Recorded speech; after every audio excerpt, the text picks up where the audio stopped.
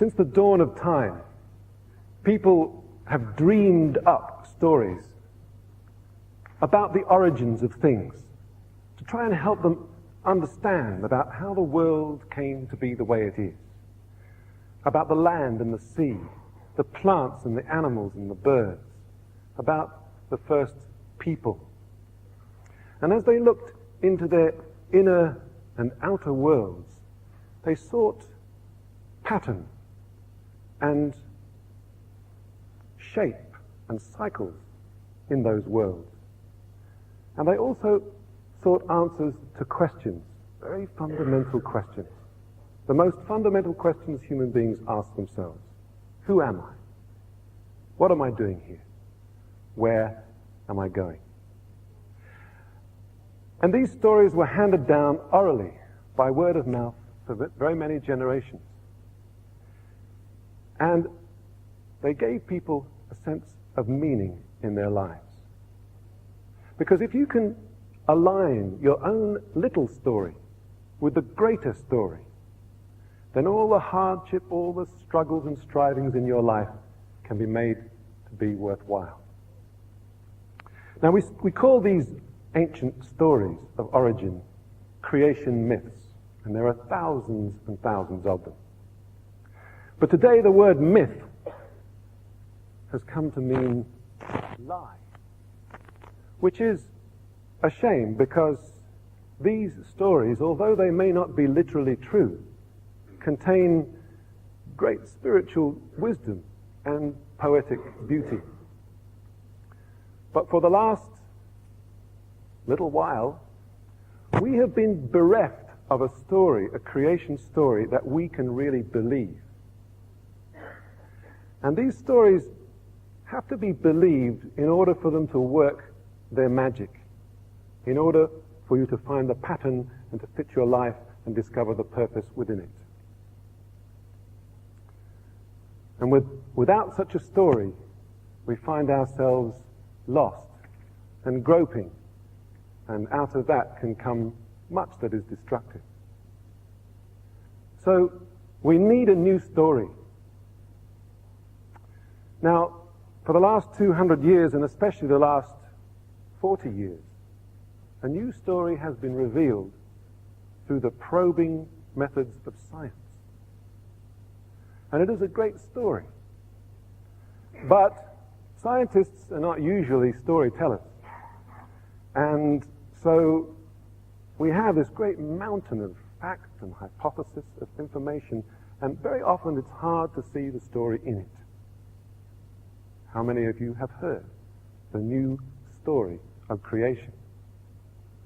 How many have been foolhardy enough to try and tell it?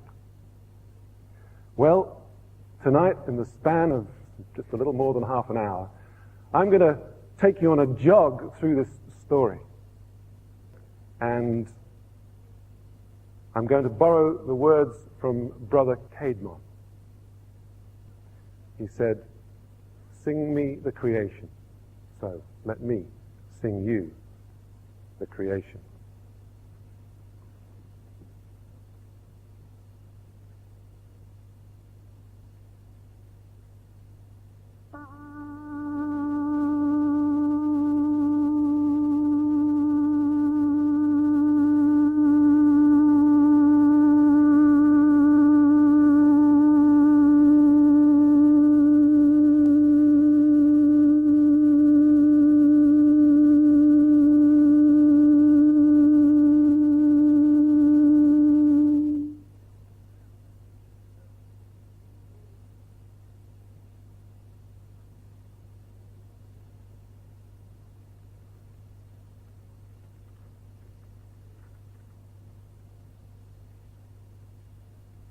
Nothing was.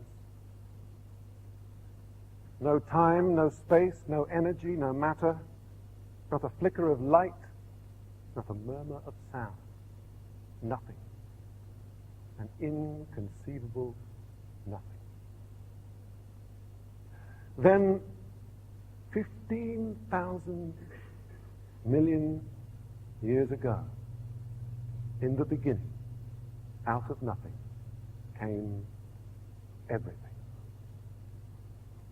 A great flash of light, more intense than anything that would follow it. And in that single original blast, that trillion-degree blast, that cosmic hurricane, that fireball,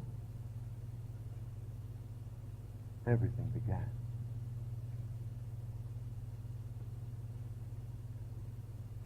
Charged particles of light and matter coupled together billowed out in all directions, creating time and space.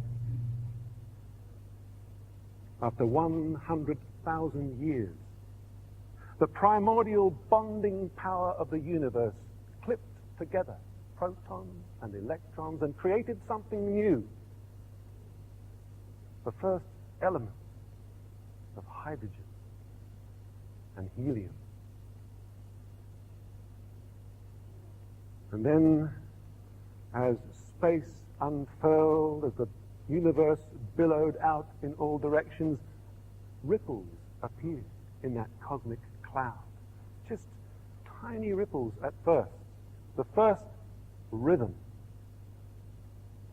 And as those ripples moved out, they gathered matter and energy to themselves faster than the universe expanded, and so suddenly a trillion clouds of gas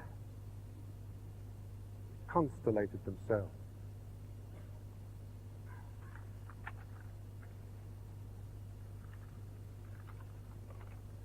And then, like droplets of breath on a cool window pane, within those great swirling galaxies, stars condensed.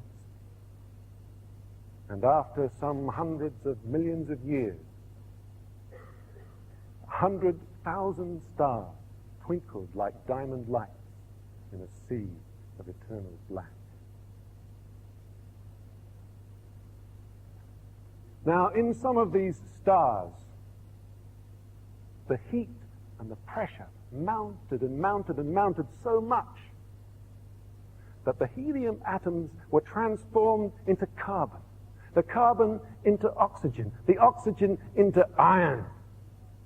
But just as the star was about to collapse in on itself, there was a huge explosion, the flash of brilliance of which outshone entire galaxies. And in that mighty supernova explosion, new elements were created, like nitrogen and sulfur and phosphorus, like calcium and copper, and all the way down to the heaviest elements of mercury and lead and uranium. And these new elements, they shot out like a torrent out into the universe to be gathered into other galaxies, other stars. These new elements with as yet untried properties. Now, in one of these galaxies, one of these beautiful spiral galaxies, the one we know as the Milky Way, many different kinds of stars appeared. There were huge supergiants, so hot they quickly burned themselves up in supernova blowouts. And then there were cool, red, small stars that seemed to slumber on forever and ever. But some of the stars were a kind of middling hot, not so huge, nor very small. They were stable and lasted a long, long time. They were the yellow stars.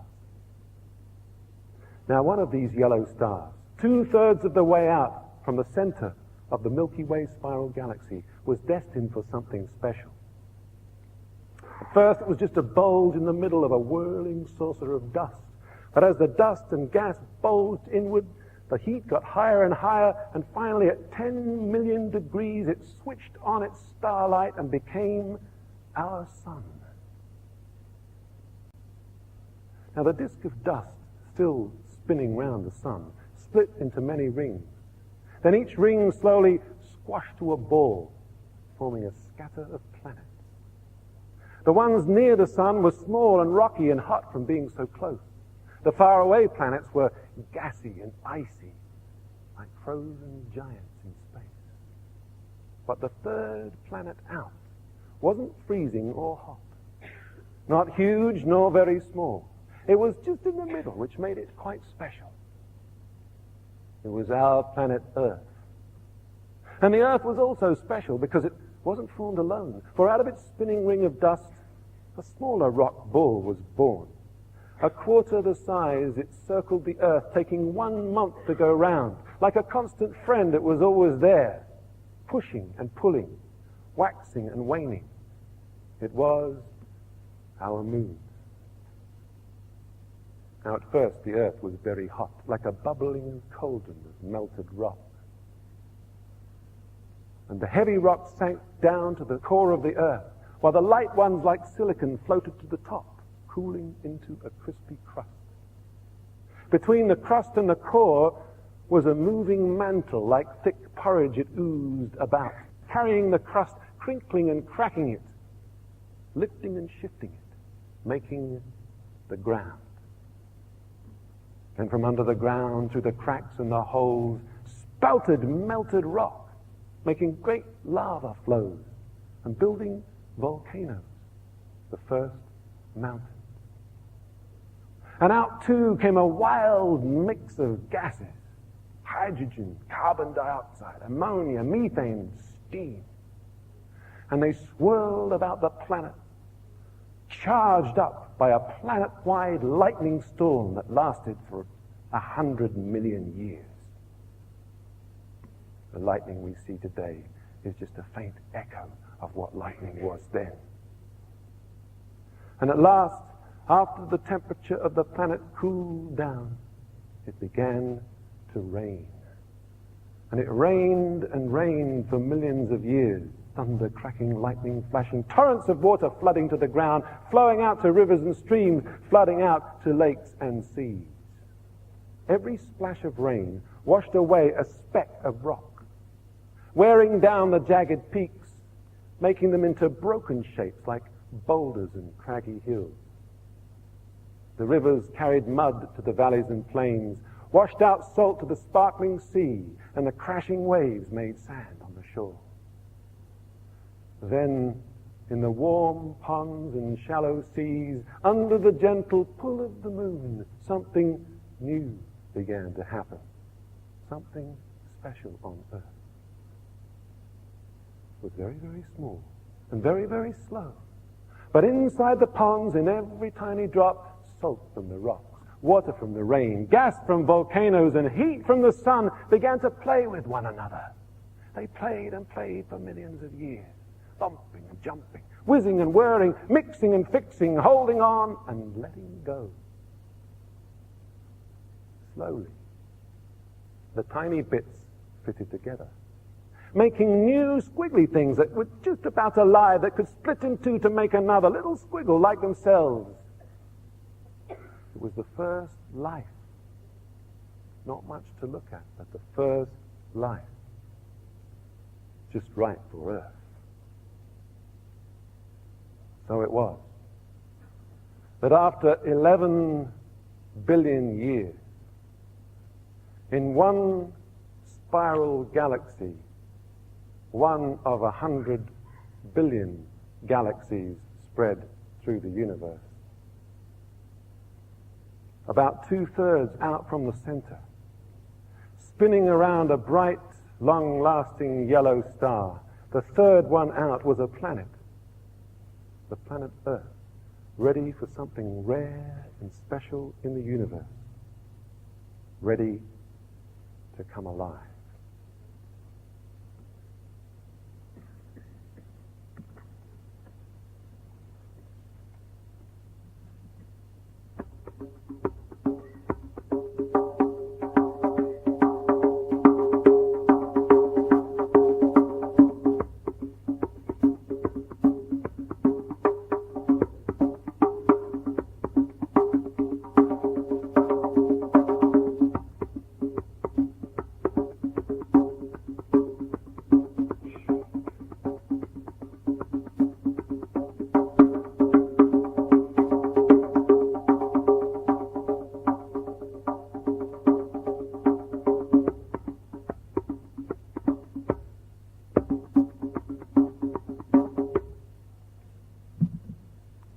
How long is 11 billion years, a long, long time. How can we possibly imagine that length of time? Well, there have been people, mystics, who have had a glimmer of the sense of how long this time might be.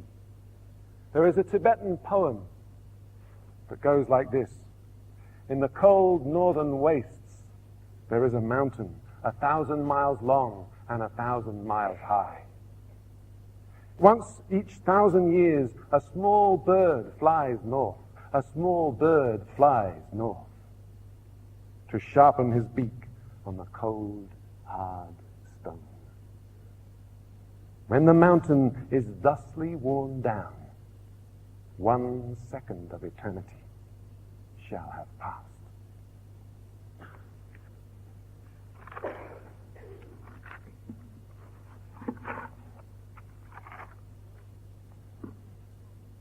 So, in the lightning-struck crucible of the early earth, with that tempestuous sea and atmosphere and radiation from the sun, those little molecules of carbon dioxide and ammonia and water, they leapt into each other's arms and found new stable combinations together. Complicated molecules, the first amino acids. And they found they had a kind of magnetic quality, and they started to clip together in chains, forming proteins. And then these proteins discovered that if they came together in pairs and sort of wrapped themselves around each other a little bit like a rope ladder twisted, then they were more stable still. And not only that, they found that if they parted from each other, they could make up a new strand, just like the old one, by fitting in amino acids in the right order. It was the first reproduction, the first replication, the beginnings of life. And some time after that, a few million years maybe, a few 100 million years maybe, they got the idea, maybe it was from a little raindrop plopping in the water, to make a cell membrane around themselves, because there they could be safer and more secure. And so, for some time, they lived feeding on the complex molecules that had been created in that early biotic soup. But as the turbulence of the early Earth calmed down, these organic molecules began to become scarce. Now, the cells had perfected this replication, but it wasn't quite perfect. Every once in a while there would be a mistake, and many of these mistakes were no use at all, but many of them came up with a new possibility, like a new idea. And one of the greatest ideas of all came up at that time: the ability to catch a photon from the sun as it flew at the speed of light through the air, and combining it with water and hydrogen to make food for life. This was a great breakthrough, and soon cells were doing it all over the world. And they started to change the nature of the planet Earth, because they were taking carbon out of the atmosphere, but at the same time producing oxygen. Now, oxygen is the most formidable of all the elements. And soon it was hovering about the ground, combining with all the chemicals it could find, changing the chemical nature of the land. And then into the atmosphere it went.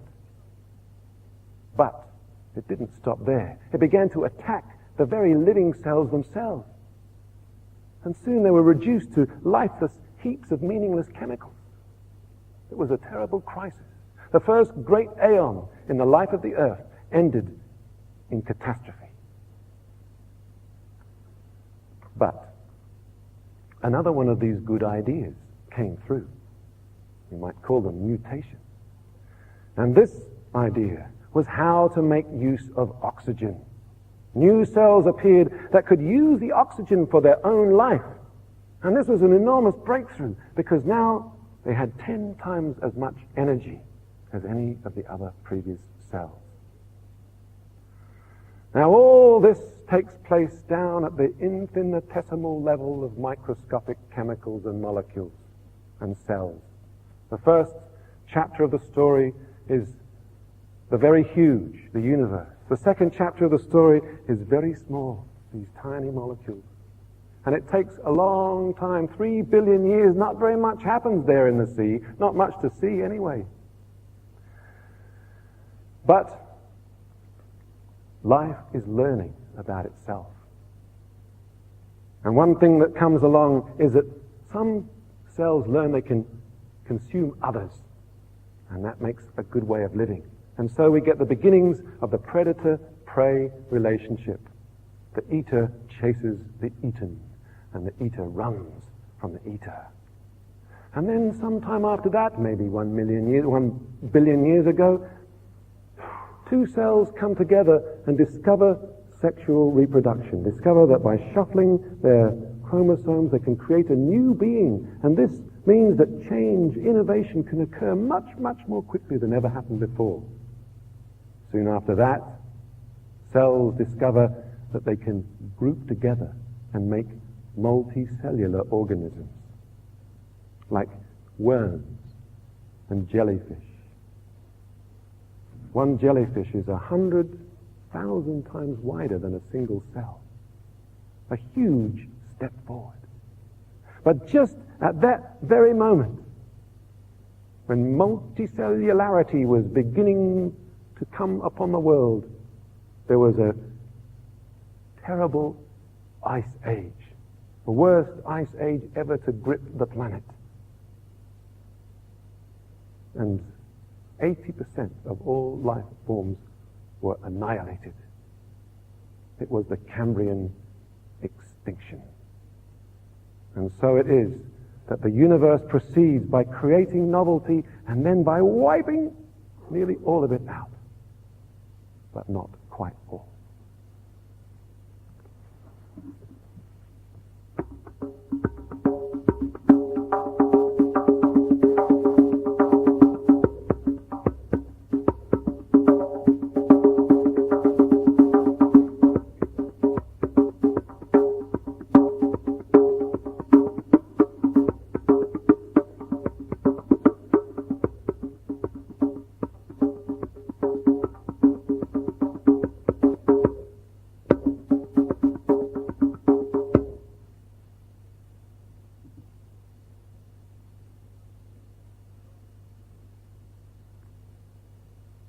Well, after that great extinction, there was a 30 million year explosion of creativity when nearly all the animal forms, the body plans that have survived still to this very day, were laid down. Already there were jellyfish and worms. Added to this came snails and spiders and sea urchins and starfish and insects and crustaceans, and of greatest importance to us, vertebrates. Instead of putting the hard part, the shell, on the outside, they put the bony part in the middle, and they were able to move fast through the waters. And in time, they developed great jaws for biting and swallowing, and paired fins, which enabled them to be the swiftest, most efficient creatures in the deeps, the first of the silvery fish. Now, 3 billion years of life had been going on in the sea, but still the land was barren and bare. Until plants emerged from the water, lichens and mosses at first, and then at last the woody cell was created so that trees could stand up against the flattening power of gravity. And soon, the fringes of the land and beyond were covered in swamps and forests. Now the insects came to the edge of the water and they looked out there and they saw it and they thought, ooh, there's some good food out there. And so out they went, and it was such a wonderful, fertile, fecund time that soon there were 8-foot-long millipedes and dragonflies 18 inches wide. And then 370 million years ago, the first vertebrates ventured onto the land. Some of them had developed lungs and could breathe the air. And so when they came to the water's edge and saw all these insects, they too saw a great feast awaiting them. And so, even though it was difficult to move out there in the air, these early vertebrates flopped out onto the land, and their fins turned into feet, and they became amphibians, still having to go back to the water to lay their eggs, but free to wander around in the land. Things were going quite well for the amphibians when once again, 245 million years ago, there was an extinction spasm. And when the dust finally settled, once again, 4 out of every 5 species had disappeared. But into that new empty space, new creative possibilities emerged. And some time after that, the amniotic egg was created, which enabled these new creatures to be freed from the dependence on water and to be able to travel all the way around the land. And they became the reptiles. And as they roamed in this new, open, tree-clad world, they evolved into all kinds of weird and wonderful dinosaurs. And for 150 years, it was the dinosaurs who ruled the world. And during that time, there were some new beauties that appeared in the world. Flowers and birds. The flowers flourished color in a way that had hitherto been unimaginable. And the birds, with their fantastic creations of feather, took to the air and sang. About 100 million years ago, there was a rather insignificant little creature that emerged on the scene. It was kind of furry. It could keep warm from inside, and it gave birth to its young live and suckled them until they were grown. It was the first of the mammals, a kind of shrew-like creature, but stayed small and nocturnal for the whole reign of the dinosaurs. And then, once again, 67 million years ago, there was another great extinction. Some say a great meteor crashed into the earth, causing volcanoes to spout and fume and covering the sun with dust. It got cold and the dinosaurs were in big trouble. Without the sun, they couldn't wake up, and when it stayed cold for months and months, all the dinosaurs died. But the little small creatures that kept warm from inside, they didn't mind the cold. And once the world warmed up again, they had it all to themselves. The 12 million year burst of creativity followed. All kinds of different mammals evolved. There were the cattle, and deer, and elephants, and all the grass-eating creatures. The new grass was flourishing, and they came along. And then there were the meat-eaters who came after them, the lions and the tigers and the leopards and the wolves. There were some creatures that went back into the sea and became dolphins and whales, and others who went into the forests and became apes, tree-dwelling apes. And now we come to the time of 10 million years ago. In the next 5 minutes, we must come to the present.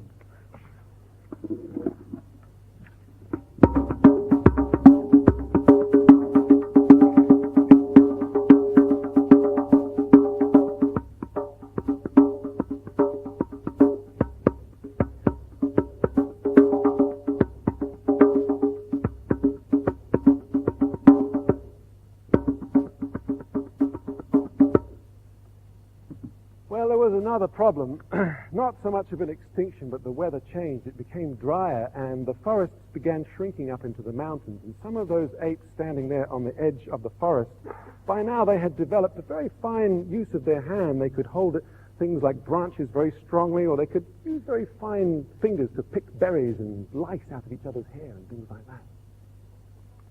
Well, there was a problem.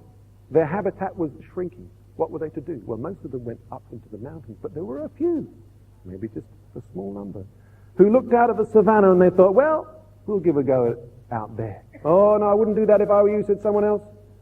I mean, out there, you know, there's those lions and tigers, they've got sharp claws and teeth and they can run fast, and besides, there's not much food out there. Well, there might be something we can do, said the other one. And they went out onto the plain, and what they discovered was, and it took them 6 million years to do this, that if they moved from using their hands to walk around up onto their two hind legs, and you can imagine the creaking that was involved in that. And all the pelvis had to kind of strengthen and move under the top part of the body, and, so it went on. But finally, when they were on their two hind legs, what a fantastic thing it was. First of all, they could see a long way. They could see whether there was danger, or maybe where there was food. And then their hands were free. They didn't have to walk around on their hands, so they could use them for carrying things. They could go to a place where there was plenty of food. They could gather it into themselves, and they could go back to a safe place where there was a camp where they could share it with each other.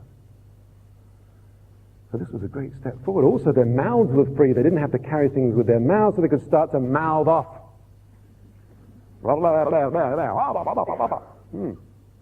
Great step forward. And standing up too meant that they were able to balance their bodies a little more and had to hold rather less. But there was a problem with this. There always seems to be a problem that comes after an advance. A solution always seems to bring another problem. And the problem this time was that the pelvis had changed such that the birth canal was smaller. It was difficult for the females, for the mothers, to have their babies in the same way.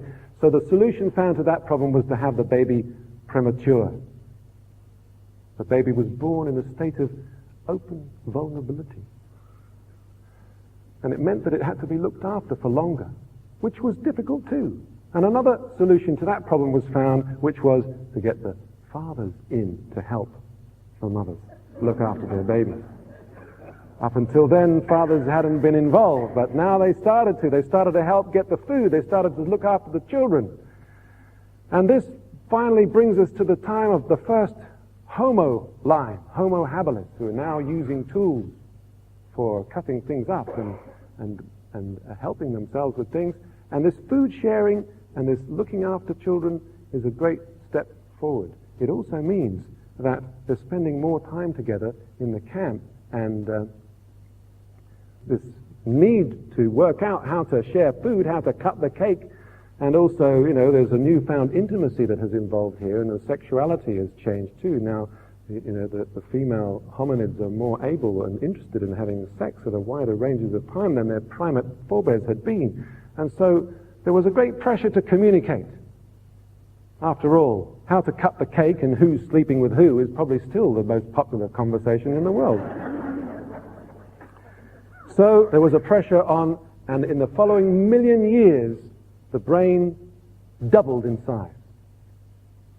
During that time, we have Homo erectus, who discovered fire. And fire was a great step forward as well. For with fire, you can tenderize food, you can make a whole new range of food available for you.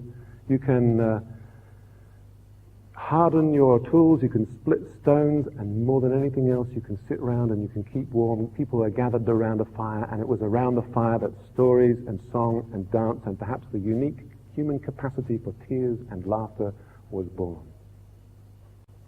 100,000 years ago, we come to Homo sapiens neanderthalis.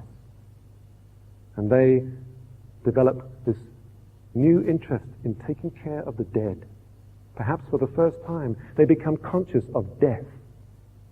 And so they start to bury their dead, scattering flowers upon the grave. It's almost as if with the awareness of death comes the birth of religion.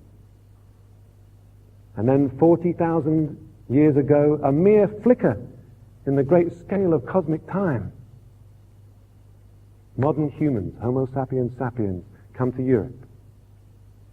20,000 years ago, creating great works of art down in the caves of France and Spain. 5,000 years ago, people are starting to till the soil. They're starting to enter in a kind of harmonious way in the world of nature, starting to grow crops and domesticate animals. And across the sea in Ireland, 5,000 years ago, a great mound was built to represent the Mother Earth. There was a passageway going down into its heart, facing towards the rising sun, the midwinter rising sun. And so when that sun rose, the very darkest time of the year, it would send a shaft of light down that dark passageway, lighting up the womb tomb in the very heart of that mound. And there, over the bones of the dead, the great sun sky god fertilized the great earth mother goddess. And so it was that our ancestors recognized that we are from the sun and we are from the earth, and it is the marriage of the two that has brought life here. We are some ways still like those people, and in other ways we are very different. We are the old people, we are the new people. We are the same people, we are different from before. We are the old people, we are the new people, we are the same people, different from before. We are the old people, we are the new people, we are the same people, different from before. As I said earlier, quoting that Tibetan poem, some mystics have known all this somehow, without the help of science. And I'd like to finish by quoting you one more poem. And this is a poem by the great 13th century Persian mystic Rumi. And Rumi said, "I lived for thousands and thousands of years as a mineral, and then I died and became a plant. I lived for thousands and thousands of years as a plant, and then I died and became an animal. I lived for thousands and thousands of years as an animal, and then I died and became a human being. Tell me, what have I ever lost by dying?"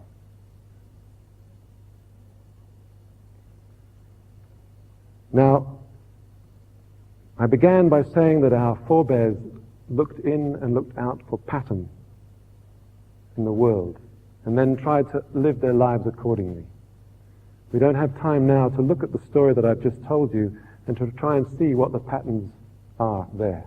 But there are many patterns, and I think that we can draw a great deal from that great universe story, which is just coming into our consciousness now. We are the first generation to know this story.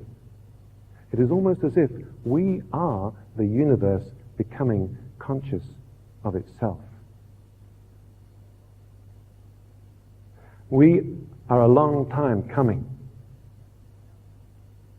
7% of our cells, the hydrogen in our bodies, was there at the very beginning in the great flaring forth of the universe. The remaining 93% was created in the supernova explosion. And all through that path of life, we have been on our way.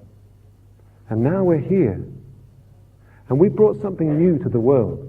For now, with our language and our imagination, we can bring our dreams into reality. So instead of having to wait for new mutations to be thrown up in the natural world, we can bring our dreams into reality. We can make them come true. So, to finish with that famous quote by Goethe, "Whatever you dream you can do, begin it now.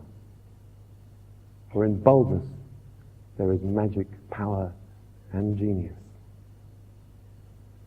And I'm going to finish by playing you a little bit more music, this time on one of the ancient musical instruments of the world, the didgeridoo.